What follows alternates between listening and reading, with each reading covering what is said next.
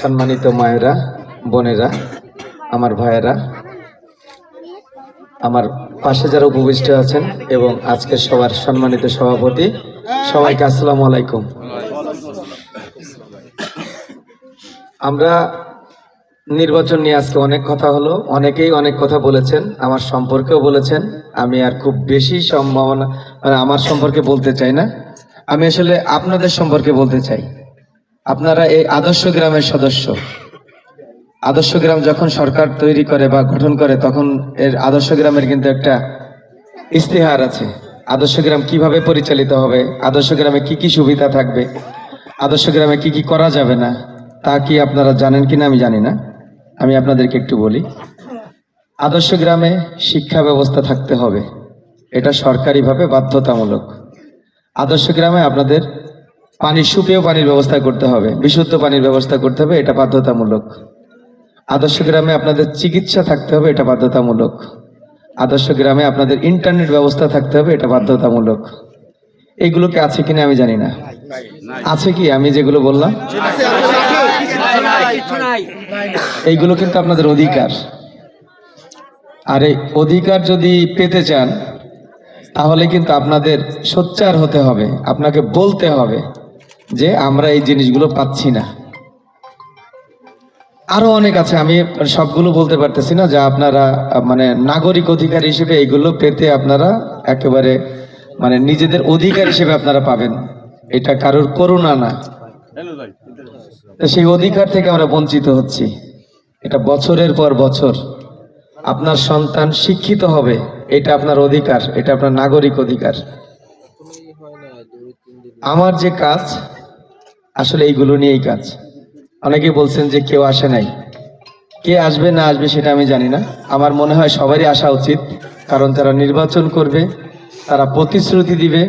আমি জানি না আমি জিতবো কিনা, বা আপনারাও কেউ জানেন না যে কে জিতবে, কিন্তু আপনারা প্রত্যেকের কাছ থেকে প্রতিশ্রুতি নেবেন যে আমাদের এই অধিকারগুলো তোমাদের বাস্তবায়ন করতে হবে বা আপনাদের বাস্তবায়ন করতে হবে।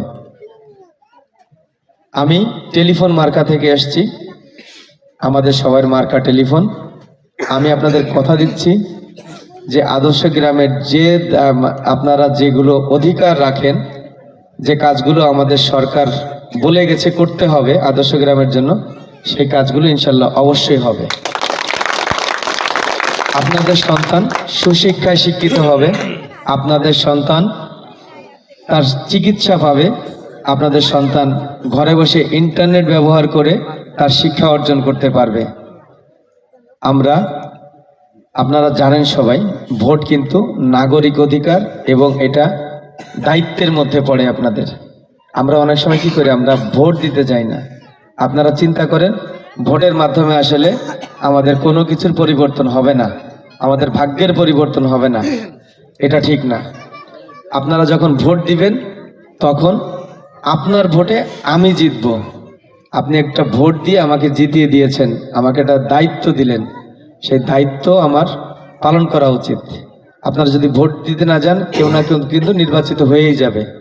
সেই ক্ষেত্রে আপনার দায়িত্ব তার কিন্তু নেওয়ার কোনো কথা না, বা নেবে কিনা সেটা জানি না।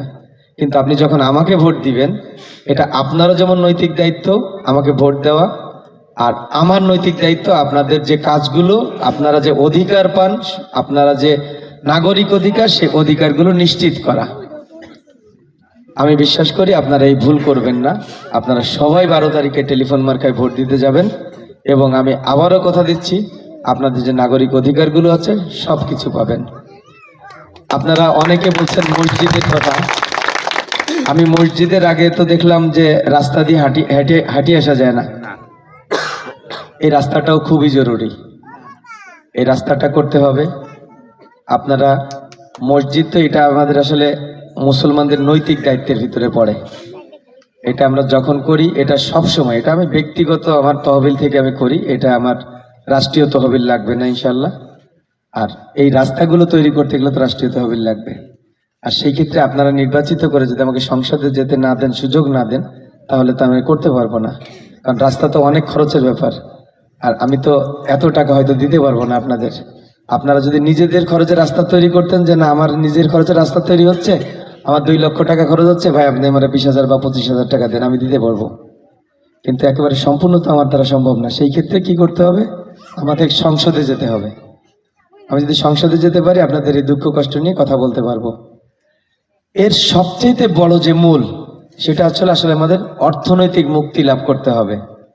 আপনারা যখন অর্থনৈতিকভাবে সচ্ছল হবেন, আপনি দেখেন বিশ্বের অনেক দেশ, আমরা কেন স্বপ্ন দেখতে পারবো না, আমরা কেন স্বপ্ন দেখি না, এটা আমরা দেখতে পারি কারণ আমরা এত জনগণ বাংলাদেশে, প্রত্যেকটা জনগণ কিন্তু এক একটা মানে কি বলে যে আমরা প্রত্যেকে যদি মানে নিজের সংসারের জন্য আয় করি, তাহলে আপনারা চিন্তা করেন যে একটা সংসারে আমাদের একজন ছেলে মানুষ থাকে, যদি 4 জনের সংসারে একটা ছেলে, একটা মেয়ে, তার স্ত্রী এবং সে, তো আমাদের পুরুষ লোকটা কিন্তু ইনকাম করে, খুব বেশি ইনকামও হয়তো হয় না।